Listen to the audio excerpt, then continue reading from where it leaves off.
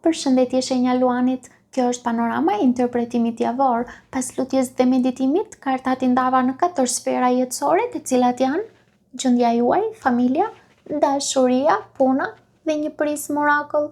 Në gjendjen tuaj personale kemi 7 shpatat, ylli, krye priftoresha, 4 shpatat. Në planin personal, kjo javë duket sikur ju vendos përballë disa mendimeve që i mbani vetëm për veten.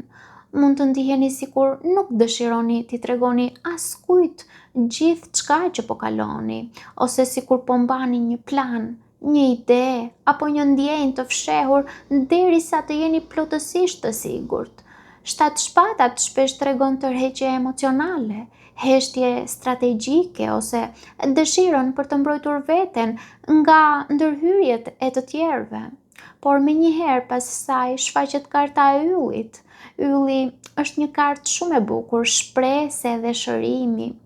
Kjo tregon se pavarësisht lodhjes apo zhgënjimeve të kaluara, shpirti juaj po kërkon ose po gjen dritë. Mund të filloni të besoni sërish tek një ëndër, tek vetja apo tek një rrugë që mendonit se ishte mbyllur. Ka energji shërimi emocional dhe rilindje shpirtërore.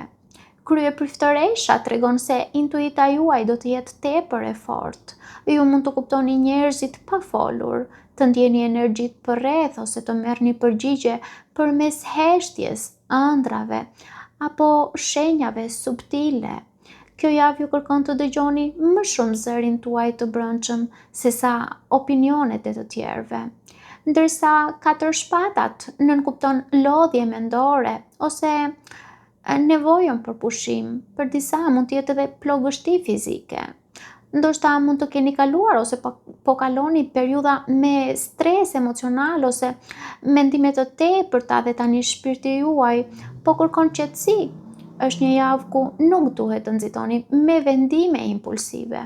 Kartat këshillojnë të mos e detyroni veten të jepni përgjigje menjëherë. Disa gjëra kanë nevojë për heshtje që të kuptohen. Jepini vetes kohë për t'u rikuperuar emocionalisht dhe mos ndani planet tuaja me këdo, sepse intuita juaj këtë javë mund të jetë udhërrëfyesi juaj më i saktë. Kalojmë tek familja. Në familje kemi të dashuruarit 4 monedhat, 9 kupat, 3 kupat. Në familje duket një energji më e ngrohtë dhe harmonike. Të dashuruarit tregojnë për lidhje të forta emocionale ose zgjedhje që bëhen me zemër. Mund të afroheni më shumë me një person të familjes ose të ndjeni mbështetje emocionale nga njerëzit tuaj. Megjithatë, 4 monedhat tregon edhe pak kokëfortësi ose kopratësi, ose mbajtje emocionesh brenda vetes. Dikush mund të mos shpreh gjithçka që ndjen. Mund të jeni ju ose një person në familjen tuaj që mund të jetë partner, partnere ose antar familje. Pra mund të ketë frikë për t'u hapur plotësisht.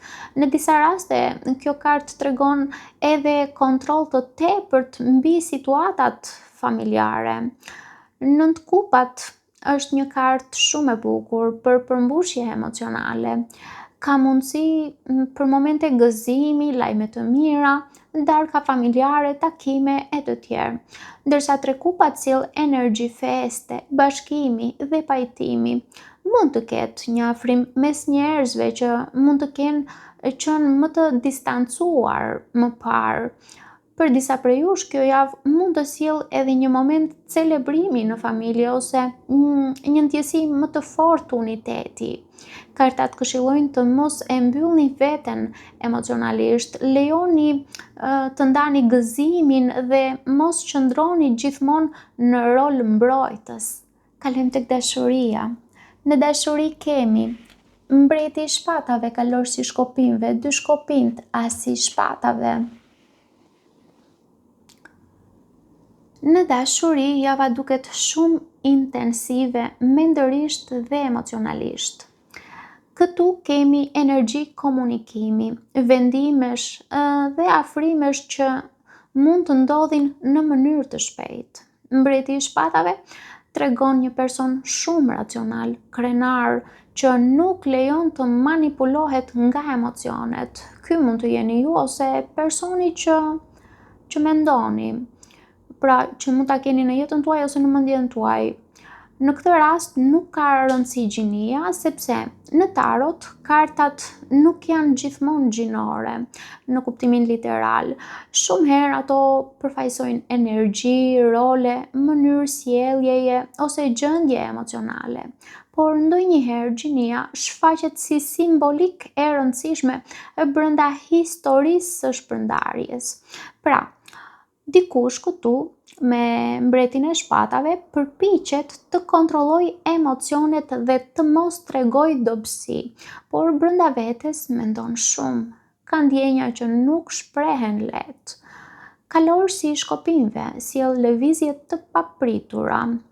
Mund të ketë mesazhe, kontakte, afrime të zjarrta ose rikthim komunikimi me dikë që ka energji të fortë dhe pasionante. Kalor si shkopinjve është minor arkana e shenjës së shigjetarit, gjithashtu. Por kjo kartë sjell edhe paqëndrueshmëri emocionale, pra dikush këtu mund të afrohet me vrull dhe pastaj thjesht tërhiqet. Është energji tipike, do ta quaja unë wishy-washy. Dy shkopinj tregon se dikush po mendon seriozisht për të ardhmen, ka plane, vëzhgim nga larg dhe dëshirë për të kuptuar se ku mund të shkojë kjo lidhje. Mund të jetë një periudhë ku ju ose personi tjetër po vendosni nëse duhet bërë një hap më i madh. Asi i shpatave është shumë i rëndësishëm këtu sepse sjell të vërteta, sqarime edhe komunikim të prerë. Kjo kartë shpesh tregon biseda të sinqerta që ndryshojnë rrjedhën e marrëdhënies. Mund të zbulohet diçka, të thuhet një e vërtetë e mbajtur gjatë ose të merret një vendim i drejtë. Asi i shpatave është gjithmonë fjala e vërtetë, pra është qartësi. Narrativa e dashurisë mua më duket sikur flet për dy njerëz që kanë menduar shumë për njëri tjetrin, por që nuk i kanë shprehur plotësisht ndjenjat. Ka tension të heshtur, tërheqje të fortë mendore dhe emocionale, por edhe shumë krenari. Megjithatë, asi i shpatave tregon se heshtja nuk mund të zgjasë përgjithmonë apo pafundësisht. Një bisedë apo një e vërtetë mund të hap një kapitull të ri për disa prej jush. Për disa, unë do të thoja, për disa prej jush që jeni në distancë emocionale me dikë, kjo javë mund të sjellë sqarim të situatës, ndërsa për të tjerët mund të jetë fillimi i një komunikimi shumë të rëndësishëm. Kartat këshillojnë të mos konsultoheni vetëm me veten tuaj, por flisni qartë dhe evitoni lojrat psikologjike. Kalojmë në punë. Në punë kemi mbreti i shkopinjve, drejtësia, asi i shkopinjve, budallai dhe faqja e shkopinjve që ranë njëkohësisht. Në punë shfaqet një energji shumë e fortë, zhvillimi dhe fillimesh të reja. Mbreti i shkopinjve tregon ambicie, shpesh përfaqëson shenjat e zjarrit, dashluan, shigjetar. Dhe mbreti i shkopinjve nënkupton autoritet dhe dëshirë për të marrë drejtimin e situatave. Ka energji leadershipi dhe në këtë rast ju mund të ndiheni më të motivuar ose të vini re një figurë me ndikim në ambientin profesional. Drejtësia tregon vendime të rëndësishme, dokumente, balancë ose korrigjim situatash. Çdo gjë që është bërë drejt do të shpërblehet, ndërsa padrejtësitë mund të sqarohen. Kjo kartë shpesh sjell edhe vendime ligjore apo profesionale që ndikojnë në të ardhmen. Asi i shkopinjve është një nga kartat më të forta për mundësi të reja, të shpejta. Mund të vijë një ide, projekt, ofertë ose fillim që ju ndez sërish pasionin. Budallai nënkupton një hap të ri, guxim dhe dalje nga rutina. marrja përsipër e një rreziku, ka energji fillimi, por kërkohet edhe besim. Faqja e shkopimeve tregon lajme, mesazhe që mund të vinë drejt jush. Për disa prej jush kjo mund të lidhet me një mundësi pune që mund të jetë trajnim, bashkëpunim krijuese e të tjerë. Kartat këshillojnë të mos keni frikë të nisni diçka të re. Vetëm sigurohuni që çdo hap të jetë i menduar mirë dhe të jetë një hap i drejtë. Kalojmë në Prism Oracle ku kemi idejimi. Kjo kartë përforcon shumë energjinë e asit të shkopimeve dhe kartës së yllit. Idejimi flet për lindjen e ideve të reja, frymëzim dhe krijimtari. Mendja juaj mund të marrë vizione të reja për të ardhmen. Është një javë ku mund të lindë një ide që më vonë bëhet shumë e rëndësishme për ju. Mund të ndjeni nevojën për të krijuar, për të shkruar, për të nisur diçka të re ose për të parë jetën nga një kënd vështrim tjetër.